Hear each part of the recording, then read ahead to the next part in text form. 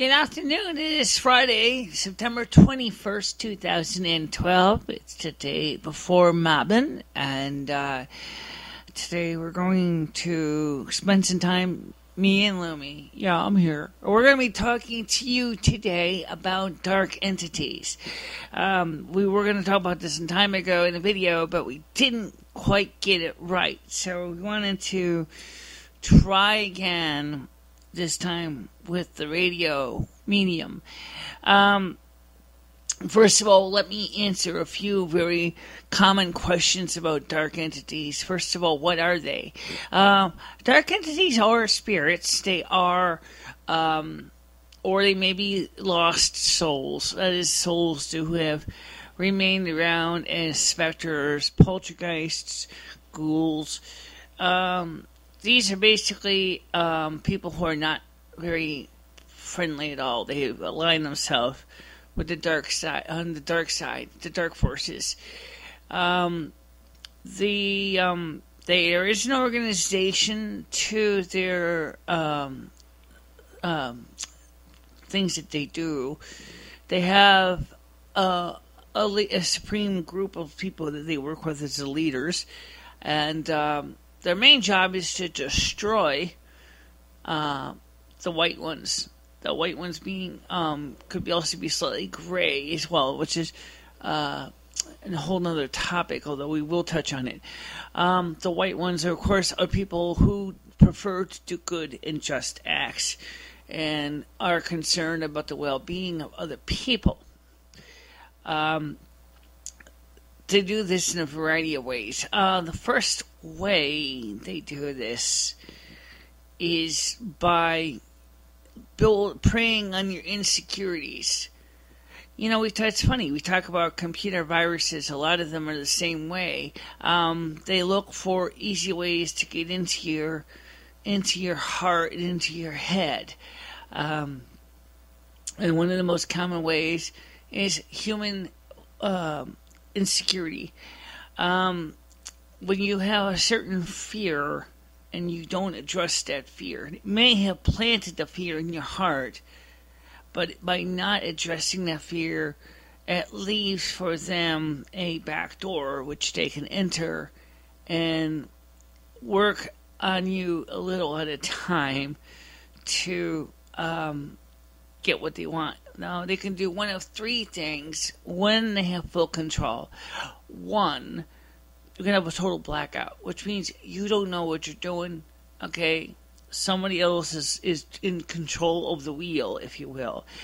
In this case, you're truly innocent, okay? The second category is just like a hijacker who's stolen your car, but has basically thrown you in the passenger seat and has a gun pointed at your skull. In other words, you're in your car, but you're not driving the car, okay?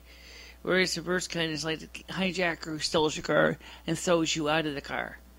The third category is sometimes the one they will use, is where you actually are working in concert with the dark entities to do things that are destructive to your soul.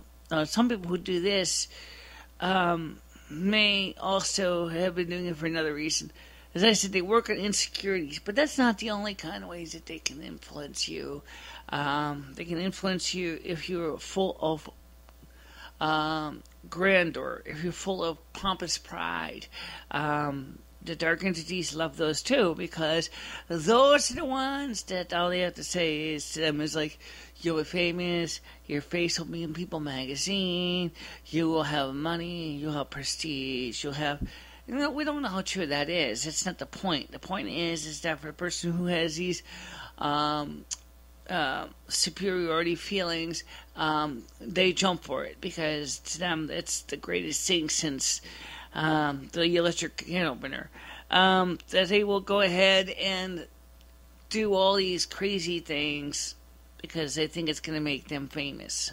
Actually, makes a lot of times makes you infamous, but I digress. That's up to you to decide which way you're going to go. But here's the deal: how do you stop them? Well, the first thing is Well, the first thing you got to do is you got to stop allowing those negative fears in your life. Like your fear of being whatever it is that they're preying on, the fear of, say, nakedness, the fear of a loss of control, the fear of insecurities to manipulate you. You have to take in grips of those. And to do that, you do it through addressing those fears and bringing them out into the open. For example, if you have a fear of being seen, say, naked, then maybe you might want to say to yourself I should not be afraid of being seen naked since I was born naked. And if there's anything about being naked, for example, that makes you fearful, then maybe I should work on those things and try to mitigate the fear, make it less of a fear, more of just an annoyance. It's things like that you can do to help to eliminate the power of the negative entities. If you take those fears and say, I'm going to deal with them as best I can, and you deal with them, then the fear is no longer going to be the first tool of their weapon. The first thing you got to realize is that just like a burglar, a negative entity is going to look for a soul that does not have the code of a security system. They're going to look for the persons who are weak in spirit or in health. Now, if you're sick, physically sick, that's a good point. This is when you should have always keep close to your heart, Mother Asna and Father Yahweh, because having their closeness and always asking for their intercession, and asking for the help of the principalities and the thrones, you'll always get ahead. And of course, your guardian angel, which everyone still has, is also going to be there. But they're going to be there watching you. But you sometimes need to invoke their, not really, I don't like the word invoke, but, you need to ask for their assistance. And if you don't, it's, again, when you're ill, this is where negative entities can really take your toll on you. And the second thing is also, in the case of mental illness. And mental illness is a really serious problem in the world. Yes, it is, especially nowadays with the economy. Yeah, exactly. And the demonic entities, negative entities, are using those fears of depravity, destitution, being broke, no money, no home, no future, and they're building upon those fears to make some kind of a regime to destroy everything. Yeah. How do you stop a negative entity from using you for self-destruction? Well, the first thing I noticed, Michelle, is we have to start with building a strong security system, if you will. You need to, first of all, know who you are, what you are capable of doing, and what you're not capable of doing. And in those areas where you need some help, maybe you can go ahead and use through astral travel, which you can achieve through transcendental meditation and other things, to go to the Hall of Healing and to help boost your weaknesses so that they're no longer an easier way for a negative entity to grab entry. Also, if you have a person who's puffed up with pride, you're just as likely to fall, as Michelle pointed out, because the negative entities love people who have ego problems, because they can go in there, then they'll work with them to make them feel like they're the greatest thing since sliced bread and electric can openers and whatever else. So the first thing you need to accept is that you have limitations. A lot of Michelle knows this. There was a Snow King candidate who was declared unsuitable because of his ego, and it really really was it was really a dismay, because this guy, he really was knowledgeable. He was a meteorology student. He was a graduate student at the University of Moscow, and he had a lot going for him. But because of his ego, and Mother could see that he was more concerned about his self dreams and self goals, and not the needs of the community and the world at large. In this case, the Russian Federation district that he worked, that he was ineligible for being a candidate. Maybe someday we should talk about the requirements of Snow King and Snow Queen. We will, but not right now. Right, we will talk about that. Probably in the next interview we'll have a discussion on that. But back to the negative entities. So the thing here is what you got to do is you have to first, don't build up a puffed up attitude, and you got to be grounded. When we say grounded, it means you got to be earth-based. You got to think about not so much that you are basically like a giant helium balloon and everybody else is beneath you, because that's not the case. Rather, to think of yourself kind of as a regular air-filled balloon as you're hugging the ground, where you are part of the earth, and you will always be part of the earth. And because you're giving up your delusions of grandeur, if you will, you're going to be less of an interest to the negative entities, who will find that those people who are well grounded do not really make good candidates for the type 3 scenario Michelle mentioned. And they might make a good candidate for type 1 and 2, but a type 3 is not going to happen for them. In addition to that, Loon, we also should point out to people what was going on in the heart of many of these recent events in the history, such as the James Holmes shooting. Yeah, James Holmes had an insecurity problem, and a negative entity had built upon his insecurities. You know, I think he felt more that he was just going to be a no-name nobody, and because he was a smart guy, but he had clearly had a identity crisis in his heart, where he felt like he was not going to be of anything important. And so the negative entities took that as a way to convince him to go out there and go out with a bang. No pun intended here. And so there's a question about negative illness, mental illness. Is it really necessarily an illness? Or do some of the psychoses, as you would say, Michelle, have anything to do with negative entities taking over? Well, I think that the negative entities are definitely going to use people who have insecurities in their psyche to lead in a way to get into their heads. They can do this through self-sabotage. They can do this by, they hear, voices. Now, for a long time, I really always had a hard time understanding the concept as specified under DSM. The Diagnostic Statistical Manual, which is used by the American Psychiatric Association. Talking about when I first read this in DSM-3, DSM-3R, now we got DSM-4. I think they're coming out with DSM-5. Where psychoses, one of the symptoms of schizophrenia was hearing voices. Well, hearing voices can be both good and bad. Now, negative entities don't usually use good voices. They don't usually encourage positive behavior.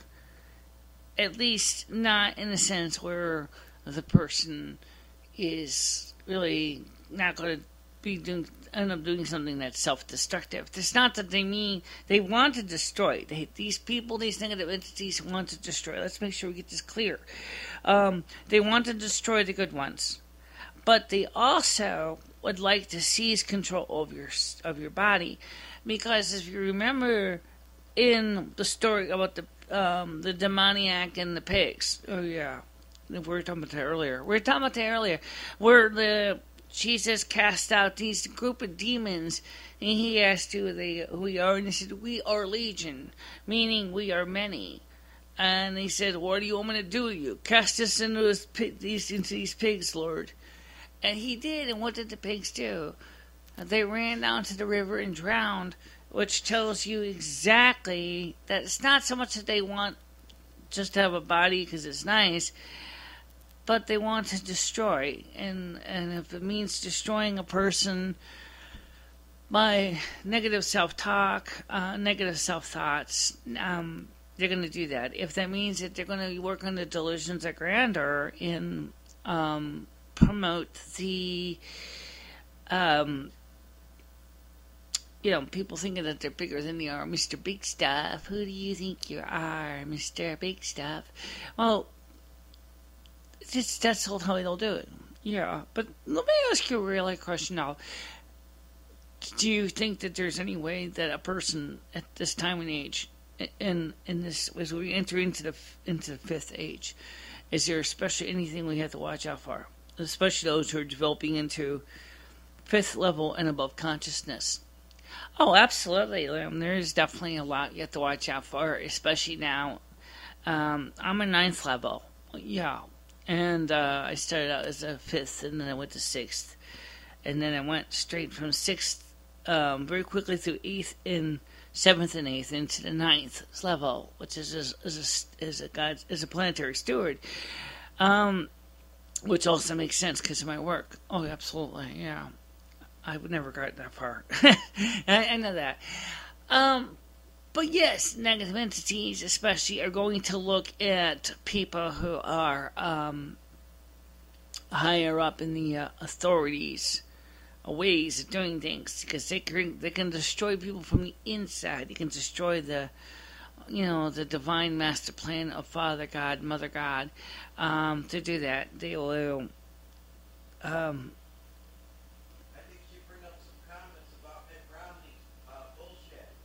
I will bring those up in a little later on, Ed, in the next segment. This is not something right now to discuss. I did bring him up yesterday, and so we can put that video in with, or this audio segment in with this one. That would be a good topic to bring in for the next segment. I mean, we should have a 2 or 3 segment show where we can bring in different topics. Yeah, I don't disagree with that. But I think we also is that everybody's been listening to that, and I don't think we really need to hammer and yammer it again, but we'll see what we can do. So anyway, back to what we were talking about, and I think Michelle agreed with me on this, is the most important thing you got to do is you got to build up your foundation to keep away the evil ones, the negative entities. They're out there to destroy you. They don't love you. They don't care for you. And they really, really personally have a hatred for you. Mm-hmm. And the most important thing is, like we both agree, is that you need to be well aware of the fact that there's a war going on right now between the dark and the light and sides. In fact, there's a third group of people. In fact, originally I wrote an article about this back in when I was in high school. I wish I still had it. It was called The Circle of Light.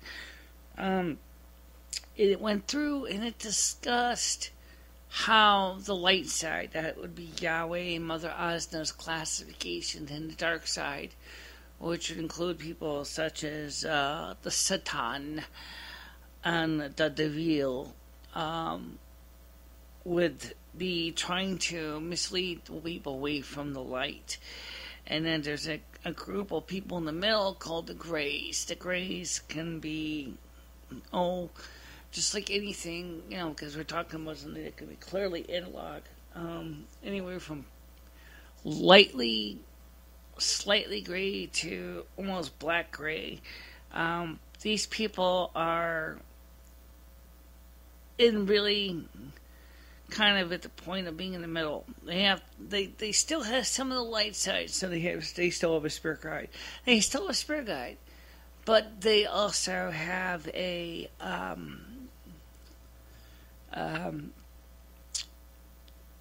they just start to dismiss what the security guy, and what their spirit guide is saying, and they start to disregard, humanity and the life of other people. And those people are, but once you become a dark, you lose your spirit guide. You lose your spirit guide because you no longer really are in control of your free will. Your free will is gone. They don't really talk about it much. We always talk about demonic possession, but we don't really talk about what happens to the soul. The soul is no longer considered your soul. It is considered an object of divine hatred. Yeah, absolutely, divine hatred. And that means that you're getting into the concept that, that you're no longer driving the car. It's somebody else's car now. And it's more like you're just sitting in the driver's seat passenger seat while somebody else has got the wheel. And so people in this level, really, once you pass through the passage of death, you realize you go through what they call the left door. And the left door is, it's almost like you're recruited in some dark entity army. Your superior officer is going to tell you where to go. It's in coffin the cradle. You don't even choose your path. It's chosen for you. But Mother and Father Yahweh love us anyway, and even the dark entities, even the darkest of the dark, will be returned to the divine essence that is both Mother and Father God at the end of all existence.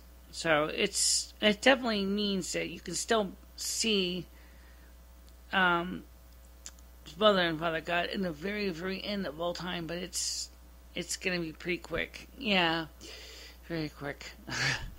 Well, what's worse is when you're a dark entity is you never will see the other side or the equivalent of the Elysian fields. Those days are going to be gone.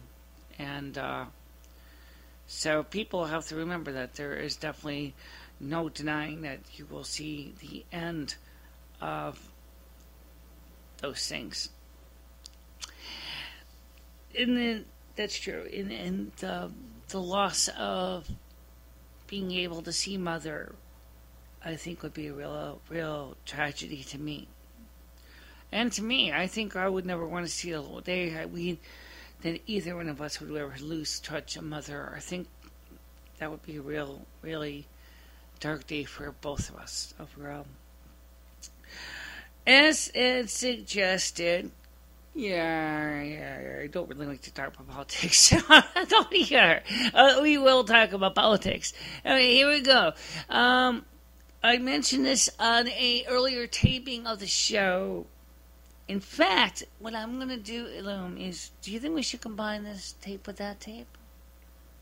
Yeah, I think we should combine the two tapes together. But I think that the tape that you did yesterday really kind of, because you were kind of half asleep, was kind of drifting around a little bit. So let's try to use some of the ideas that you mentioned in the other tape, but not necessarily the tape, and see where we go from there. Okay. Mitt Romney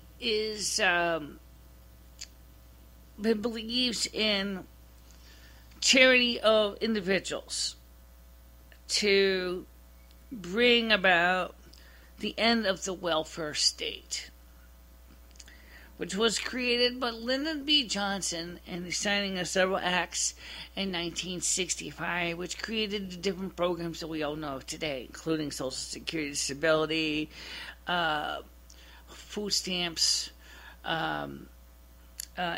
AFDC, WIC, among a few others. Yeah, a few others. And he wants to go back to the pre-1965 5 concepts of charity, which is great, except for the fact is that most people don't know, at least I did not know personally anything about this, what things are like prior to 1965, because I was born in 68. So Ed had done some digging for Michelle, and the next thing you know, he found a couple of interesting pieces of history. One of the things is that there was a concept of charitable societies in different communities that were based upon charity to help those who were down and out. Yeah, there were different charities, different groups. Salvation Army is one of the remnants of one of them, of the Great Societies. When we talk about the Great Societies, we've got to be careful here because, there is another concept of Great Society that has nothing to do with what we're talking about. Oh, yeah. Just the concept is very commonly used in the 30s. Again, it was a type of utopia, but it really wasn't so utopian. Well, they tried. Okay, but going back to what we're trying to say here. In the 30s, for example, there would be philanthropists. Is there a word? Philanthropists. And other charitable givers would operate these societies for the purpose of helping those in need with food, shelter, clothing. And for the most part, it worked out pretty well, but there was a couple problems. First of all, societies were, primarily were situated in bigger cities. They weren't really in the little towns. So if you were, say, in Winstead and you were down and out, cold, hungry, and freezing, and there was nobody in this area, you'd go. They'd say, go to Hartford, go to Bridgeport, go to West Haven, go to New Haven, whatever, and find a charitable group that would help you with those needs. Well, because they were a charitable group, they were, of course, dependent on gifts from individuals that would support the economy and support your needs. Here's the problem. One, the IRS no longer gives tax breaks for rich people or poor people alike to make large contributions to charitable groups as much as they used to. Long ago, any gift above $50 was considered, to a nonprofit organization, was considered tax deductible. Today, that has been removed from the record books. Yeah. Second thing is that back then there were jobs. You could get jobs doing anything, even as an elevator operator, a telephone switchboard operator, a waiter, a dishwasher, a construction worker. But those jobs are gone because the captains of industry have sent all the jobs overseas that they could. And with thanks to automation, we don't need elevator operators anymore because we have electronics in our elevators that do the same job. Now the elevators pretty much maintain themselves, going between the floors upon the pushing of the buttons. So that meant that for the elevator operator, that position's gone. The telephone operator is gone too. That, absolutely, the telephone operator is gone. And in private businesses, there really is a lot less jobs available for those who are not college educated. The truth is a lot of these companies don't want to hire people. It costs more money. They can threaten to unionize, and the next thing you know, you can have a real mess in your hands, and that hurts business. So the captain's industry will do anything they can to get rid of as many people as they can, which means the jobs aren't there. So Mitt Romney's idea of going back to the concepts of the utopia of the Great Society prior to the welfare state has a few flaws. Bluntly, one, there is no jobs. Okay, for those who want to work and can work, there's no work for you. Okay, which means that you're going to basically be either A, you have to make it yourself, find your own work. And if you don't have any talents, well, you're SOL. Yeah, you're screwed out of luck. um, and then of course we also have the situation where um, I'm just trying to think of this moment. I'm like having a hard time mentioning this. The whole idea of what the whole idea was prior to the so-called war on poverty that President Johnson was trying to do, which originally was part of an idea from President John F. Kennedy, was to say we, the government, should be doing something to help those in need. Mitt Romney's saying is now, it's not the government's responsibility to help out everybody in need. It's up to the individuals to do some work themselves. And I think that as I said, besides there's a lack of jobs, there's just not much you can really do. And that goes back to the negative entities. Yeah, absolutely. If you have no job, you have no money, you have no future, negative entity is going to see that as a perfect target to destroy you. Because they'll leave you to drinking and to drugging and to smoking and everything else, and you're going to be slipping down the water slide of damnation, as some Baptist preacher protest. Well, that's absolutely true, though, when you think about it, because, people need jobs. Not to mention the crime rates would go up if this program were implemented, because then these people wouldn't have anything to do, they wouldn't have nowhere to turn. Hey, why don't you come out here so we can hear you in the microphone? Can't really hear you that well. Oh, yeah, well, crime's always going to increase. But why don't you come out here? We're talking to Ed, the researcher who took up some of these notes. And he just wanted to remind you that, when the despair kicks in, the crime rate's going to go up. But again, the criminals only do what they do because they're trying to make a living. Yeah, absolutely. If you can't find legitimate non-criminal jobs, you're going to go involved with the criminal jobs. Think what happened with back at the time of the Roaring 20s and the 30s. All those people in the speakeasies, they were getting involved with the drug, the alcohol running because it was money. There was no jobs. There was no jobs. There was nothing. And so, it was the one thing that gave people something to do. And we think about 1929, the stock market crash, the Great Depression, Great Depression 1 as I call it, as only being a one-year thing. It actually had a period of time that lasted for over 10 years. So obviously from 1929 to 1939, there was a lot of people that needed jobs. And the speakeasies were just a way to do it. That's what's still pretty much be the case today. Is if you can't make money for some legitimate reason, they'll start selling illegal drugs and things like that, and people will buy them because they're desperate, and so we sell them. But that's again is why we, especially in this time and age, really need to focus on Mother Asna and Father Yahweh in our lives to build up our security systems from the negative entities. We must never let the negative entities win. But Mitt Romney's idea is just really backwards. He needs to reevaluate his whole plan. I remember seeing in Finland and Campi all the results of the Victorian era.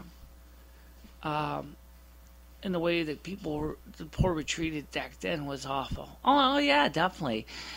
In fact, under Queen Victoria, and especially in the later eras of her reign, the poor were often treated as the dregs of society. But the truth is, Loam, is the poor is the most important part of our society because they are the ones who buy the products that the captains of industry make. We're the ones, for example, who take the Amtrak. We're the ones who buy the food and the groceries at CVS. We're the ones who subscribe to cable TV. We're the ones who subscribe to satellite TV. We're the ones who buy the internet. We're the ones who buy junk food, potato chips, so Frito-Lay makes a profit. So yeah, we are important. And so if you dismiss the poor as being insignificant, it's a good way to destroy your income base. How come I always see it's always based on money? That's just a sad truth of reality. Is that money is a way to control people through the action of fear, and that is that if you have no money, you are fearful that you will have no place to live, no food, no water, no shelter, no clothing, whatever. And so again, it's a fear control means that the Illuminati especially have been pushing. I'll leave that alone. I'm sorry, Michelle. I just can't go there. It's just too much to handle. It's just too much to handle. Well, the truth is, Loam, is when you think about it, everything that we do in the world today is based on money. And money is the tool of the dark ones will use, because they love to get people to think that they need more money to hoard it and to build up cash flow. But by itself, the money is useless. Yeah, absolutely. I mean, you can't eat it. Yeah, you like eating old blue jeans. Yeah, okay. You can't drink it. No. I don't think you can smoke it. Smoke it? That's kind of hard to imagine. Hey, roll me a one. I'm going for a smoke. I don't think so. Although, let's be honest, you always say money's burning a hole in your pocket. Right, you light a $1 bill with burning a hole in your pocket. Oh, God, Michelle. It's just too stupid. Well, anyway, so let's get back to the serious point, okay? All right, I'll try. Okay, now, Romney is clearly, his whole agenda is backwards, okay? I will just tell you that much. I'm not going to go ahead and repeat everything that's been said over and over again by every pundit, every politician. Oh, Ed, have a seat over here. And Ed's joining us over here. I want to be on the camera, though. Oh, yeah, you were doing a radio show. Oh, okay, good. So why don't you come on over and yes, this is still going on YouTube. Ed is here. He's my associate who's been doing the research. I'm going to let him have the microphone, and they don't have to speak too close to it. This thing's very sensitive. Maybe I can pull it back a bit. Okay, ladies and gentlemen, here with my friend MicheleDalene. Let me finish there. All right. I'm very concerned about the state of this election coming up because I'm disabled. I can't work myself. Can't work, and there's a lot of people like me that can't work. It's not that I don't want to work. I would like to work, but I at this point I'm 50 some odd years old. I'm developing arthritis and a lot of other issues, and I doubt even if I was in really good health, when you get to be mid-age like me, it's even hard just to even find a job, because most people want to hire the young kids nowadays. But you know And the funny thing just let me talk, please. All right. But anyway, aside from that, I want to talk a little bit about Mitt Romney's policies. Again, I know my friend just talked about it, but I want to reiterate some stuff. First of all, he would have families. Say the father had become disabled, could not work. Wife was already disabled; she can't work. They have a family. They have children to feed. They have nowhere to turn except for their Social Security checks that they get, and then benefits from the government. Or he may have been a military veteran and became disabled or somewhat, and they did away with that. Under Mitt Romney's policies, I believe that he would strip these poor innocent people, such as myself and these people I'm talking about, he would have these families, in these cases, would end up out in the street with nothing. Because they would have nowhere to turn. They would have no way to survive. The kids would end up going to foster homes. They'd probably hardly see their parents. It would be just an awful travesty. It'd be terrible. Doesn't this man realize that this country was built on helping men and women, helping each other, people working with each other, help each other? And there's absolutely nothing wrong with the system the way it is now, because wouldn't you rather keep people that can't work or have nowhere else to turn? Wouldn't you rather keep them safely in a place, in their own place, and at least they're able to survive, rather than being forced to do what they may have to do, such as crime? I see crime would go up terribly under a Romney plan, because a lot of these people wouldn't know what to do, and they'd have to turn to illegal crimes and stuff to try to survive, which would mean that the government would end up having to pay more in the states to put people in jail, because a lot of people are going to turn around and do whatever they got to do to survive. So this whole thing about Romney wanting to go back to pre-1964 is just not going to work, especially nowadays when there is no jobs or anything for people. They don't even have the workfare system in place anymore. It used to be where people that were able to work could honestly go get a check from the town they were in or the state and do a little bit of work, and they'd have a roof over their head. They did away with that too. And what about those great charitable societies that were existing prior to 1964, from the 1890s up until 1964, that used to do the same thing to help you buy charitable donation from philanthropists? Well, before, I think the way it was I'm too young to remember this, but I think if we went back to the old system, I think the way it used to operate is they had the shelters like they have now. They had the private organizations, and they had food pantries. But you could not get a check like we get now and live in your own place too easily, because it's the way the system is now. They give you a Social Security check, you're able to get your own apartment and pay your own bills. Before, you had to, not too sure about this, I think they either had community housing that was set up by private organizations, or you had to go in a shelter. And you just couldn't get money from the states as easily, or Social Security disability didn't exist back then. I know Michelle has mentioned that in Victorian England there were things called workhouses, and in the United States they had poorhouses. What do we really know about the workhouses and the poorhouses? Well, I think the workhouses are set up a lot like the shelters are, actually, because take, for example, there's a place in Torrington, Connecticut, called Fish, where the residents there are required to do a chore to help out, to keep the house, as they call it, residents, to keep the facility moving, which is fine. Again, there's not much difference between that and a workhouse. But before people were able to get Social Security checks, this is what existed. It was scattered housing for people that were down and out. They would have to go try to find whatever places provided these services for people. It wasn't as broad of a scale. It was all scattered about. Today it's more of a broad scale. There's more services for people. There's more. They can go out and look places to see where the services are. Again, state to state is different. But what Romney's talking about, you want to go back to the old system. That would be a disaster, especially in today's. This is not the same country it was in the early 1960s. In the early 1960s, and I remember this as a child, we had factories. There was jobs.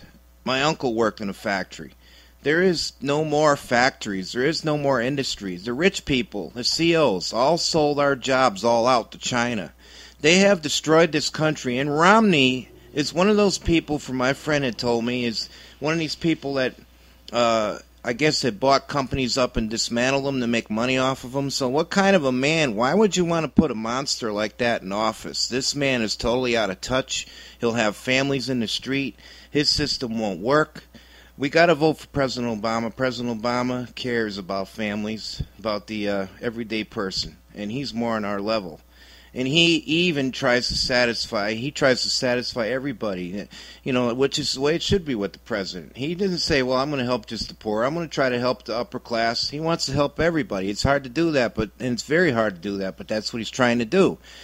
He says you have to be everybody's boss. You have to work for everybody, and he's right. Not like Romney, just work for the rich, and that's it. Well, I said what I was going to say. Thank you very much, and have a nice day now. Yeah, Semper Fi. As you were saying, is that yes, there was a lot of changes that would have to be done. I think one of the things that I wanted to ask Ed, but unfortunately he walked out the studio on his way to his next sojourn, was how can you lower the deficit? I think we both know the answer to that question. To lower the deficit means that we have to lower. I'm just adjusting the microphone here. No, it's okay. We have to lower the expenditures on things that are not entitlement programs. It is true the entitlement is a good portion of our economy, but it's not the only thing. Ed just came back again.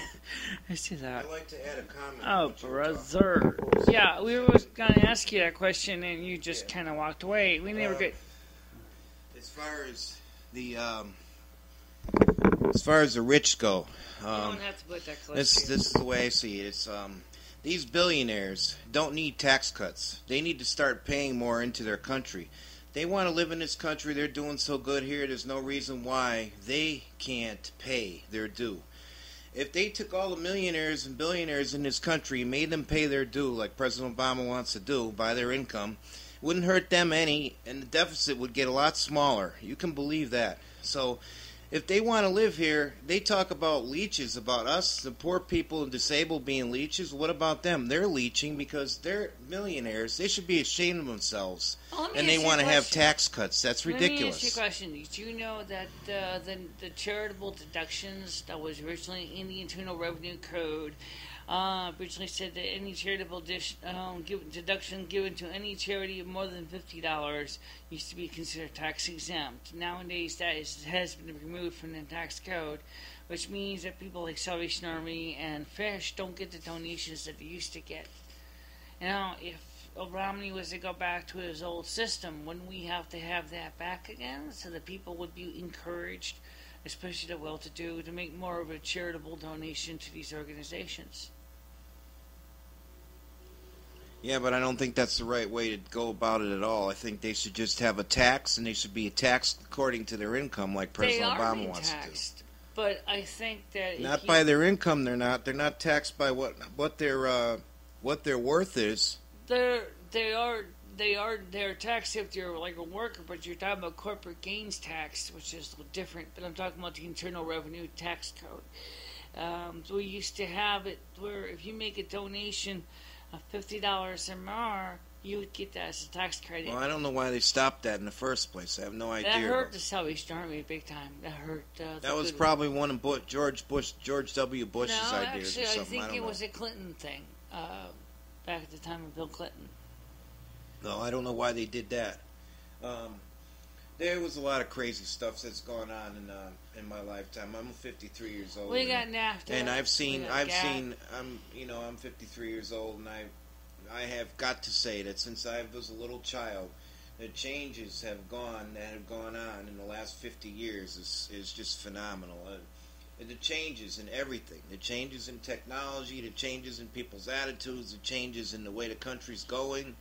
It's just, and most of it is going to, and I hate to say it, is going in a downswing right now. Absolutely. But it's not President Obama's fault that the country's going in a downswing. It's going to take time. It's going to take time to change the economy. Companies you got to realize are separate entities. They're privately owned. You have to give them some incentive to want to come here. Let's just say Lionel Corporation. You got to give them an incentive to want to come back here, to open their factory, to pay the workers, to have the product made here. They have to look. They're looking at it from their point of view. Their company owners. Well, okay, what are you going to give us? What do we got to gain? It's still a business. We still have to have a profit margin, a reasonable profit margin. So you have to put things into there to make it reasonable for companies to want to come back here and want to manufacture goods here again. And again, that's kind of complicated. Every company operates separately. You can't just make it's got to be their decisions.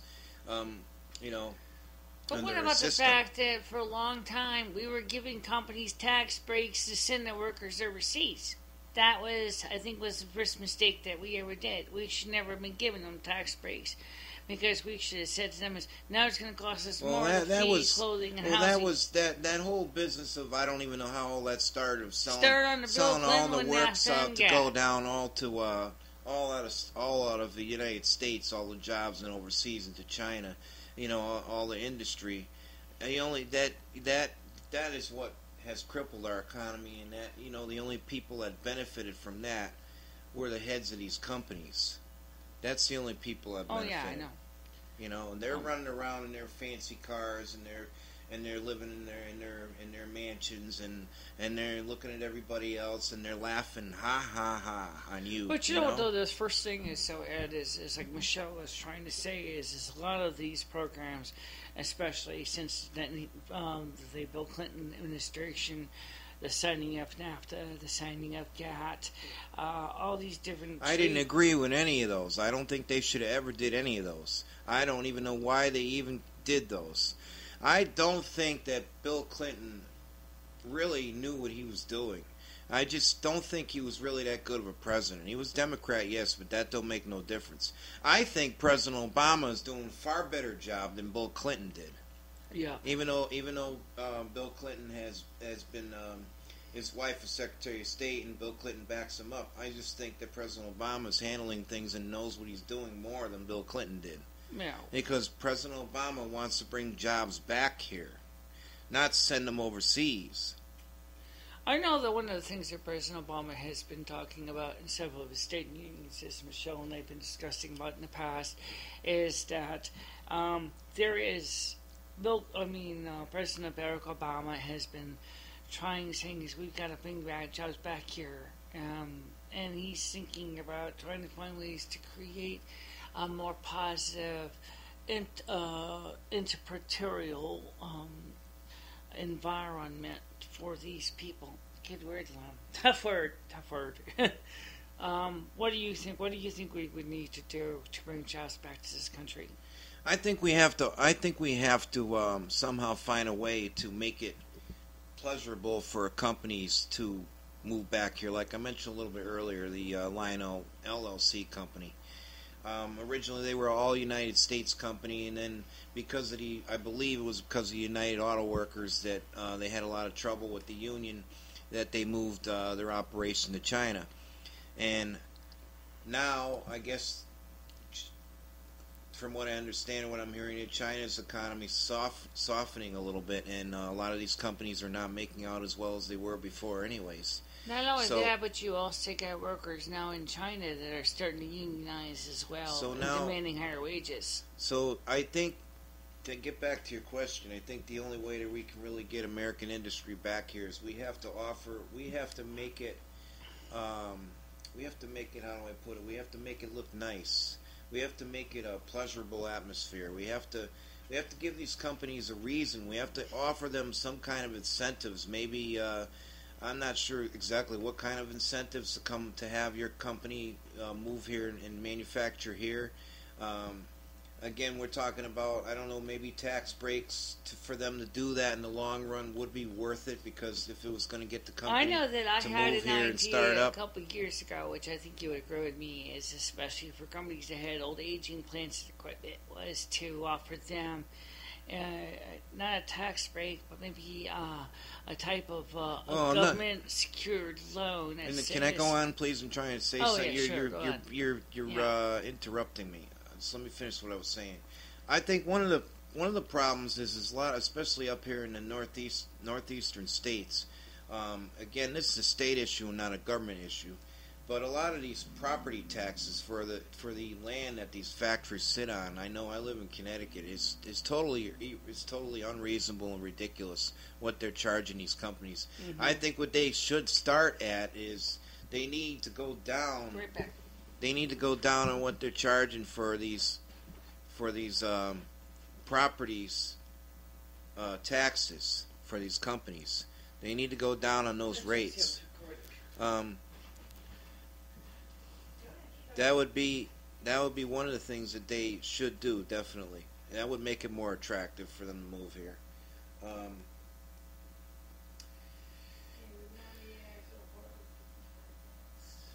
And I think, like I say, the land property taxes for them what they're being charged for their factory space, where they're sitting, depending on the state, they need to go down on these property taxes. As far as other things they could do for incentives, I'm not really sure on that. I don't really have any ideas at this time right now. Maybe some kind of tax cuts also, if they were viable, might be another incentive. But again, it would have to be viable. I wanted to ask you a question about something that has nothing to do with economy, but certainly has to do with the most important asset that a company needs, which is the employees and the health of the American people. The statistics say that by the year 2030, the number of morbidly obese people in the United States will be more than 60% of the U.S. population. And I wanted to know is, what do you think people can do to lower their weight and to remain healthy? I know there's some people who physically can't because of health problems. I'm talking about those who are able to do something to work on their keeping themselves in good shape. Well, listen, I think as far as that goes, I think that's an individual issue. I think it all depends on the person's lifestyle. Now, if you're disabled and you don't have a job, you're going to sit around obviously more than a person that would be working, getting up every day and getting out and going to work. So you're going to obviously burn more calories right there if you're a working person. Whereas right. If you're not a working person, maybe you'll be more health conscious. If you go out and you walk around more, ride a bike, join maybe a fitness club, YMCA or something, But again, you have to have the push in yourself to want to get out and do that. And I don't know. I know me personally, I got a bad back, and it's hard for me to walk long distances or even really walk that far at all. And I'll have to admit, it's it's kind of difficult for me, but. I can't really. The only thing I could say is, I could recommend for people is to get out and get around more, or try to be active. Like a couple of times, I tried to get out and move around a little bit more than I'm doing. But again, if you're not working, you're disabled. You're going to end up putting on the pounds more than somebody that does work and get out every day and go to work. But I don't know what's more to say. I also did some research into that. It said that the low income people are actually the largest of the morbidly obese group, including, of course, the homeless. And some of the allegations may be because of the food that they're eating. It's low cost, but it's high in calories and fat. And I want to know what you thought about that. Do you think that's true? Do you think that's not true? No, I think that... Again, it's all in your diet. You should watch your diet, what you're eating. There's meats that got more fat in them. There's meats that don't. There's dinners you can buy that are such as Weight Watchers and Waist Watchers, stuff like that. Meals that more balanced that you can buy. To get more of a balanced meal. So it's all up to you to watch your diet and what you're eating. Now, if you're going to eat fatty foods, most likely in higher cholesterol, you're going to put on weight too. Well, yeah, I think what Michelle's trying to get at is that statistically, it has been proven that the people in the lower incomes don't have as much money, so they tend to go and buy the high energy foods. They're cheap. That may be prepared foods, like you mentioned, like those TV dinners. Well, not in my case, no. With me, I've decided to pay just a little bit more and try to go for. In other words, I don't buy eggs anymore because they're high in cholesterol, very high. I buy the imitation eggs, such as egg beaters, or the store brand, which is the same as egg beaters. They taste just the same. They're a lot lower in fat and cholesterol, and I try to look for the less fatty hamburger patties when I'm shopping for food. Same with hot dogs. I look at I try to get the better hot dogs usually because those are the better grade hot dogs are made better than the lower grade ones. What they put in them, the ingredients, it all matters. Vegetables are very good for you. Anything low in fat, stay away from fat. Ice cream, if you're going to eat ice cream, eat low fat ice cream. Low yogurt, same thing. Eat low fat yogurt. No, excuse me, my tongue slur there. But low fat yogurt. Anything low fat is good for you. I think Creamer also, too. Low fat creamers. Low fat also, milk. what you can also point out is that something that even Jesus said in the book, in the Bible, is blessed here is moderation. Is that maybe you don't need to eat, five ring dings. You might just need to eat one, instead of five of them, or maybe eat. If you really want to eat 5 ring dings, well, as in a whole, really, junk food is not really good for you at all, anyways. Really, if you want to eat junk food, if you have to eat sweets or junk food, again, you eat low fat ice cream instead of whole ice cream. You eat maybe nature bars. Those are pretty good for you. Instead of some of them have a chocolate coating on those. Also, they're a little bit better than the regular candy bars. Mm-hmm. So even if you want to eat sweets, you can still get around that a little bit too. But again, anything, especially if you don't move around much, anything you eat extra besides your meal every day is going to add on extra calories to you too. So it's almost like Salem the Cat said on the animated Sabrina the Teenage Witch. It's not the ingestion I'm afraid of, it's the outdigestion. In other words, in this case, when I'm eating, it's not what I'm worried about. It's the lack of energy in this case that I'm not putting out. So I think, of course, you're talking about something different, but in this case, you're putting in more to the body warehouse than you're putting out. Your body's going to need to make your warehouses bigger. Yeah. Okay, and again, I want to add this again, going back to the other subject before I close out, because I know it's been on here quite a time. We're getting toward the end of this session, I believe. Mm-hmm. So, Yeah, but I want to add one thing more about the economy and everything about Mitt Romney comments before I go off the air. I think what they got to do is you got to give incentives to the corporations to bring business back here. 1, 2. I think you can't do away with. First of all, there's 2 divisions here. There's welfare, there's workfare. 3 divisions: workfare, there's welfare, and there's disabled. Now, as far as the workfare goes, it'd be good to bring that back, because then you're working for the state, and if you can't find anything, they're gaining something from it. You're giving your labor. If you can work, you're getting a roof over your head, so that works good. Mm-hmm. As far as disability, the people that are disabled, some cannot work at all. Those people are entitled, exactly what it's called, entitled, to receive that money, because if they don't have any family, there's nobody to take care of them, then the government has to take. That's where I go back to the old saying of the United States believes one should help one another. So if an individual has nothing or no family to turn to, and that's all he has, you can't take that away from him. It's not fair. We're human beings, and we take an animal in. If an animal's out in the cold and we help an animal, it's the same thing. Yeah. So again, there's 2 different divisions. There's the people that can work, try to get the jobs here, try to set it up so that there's more jobs here so that they can get work.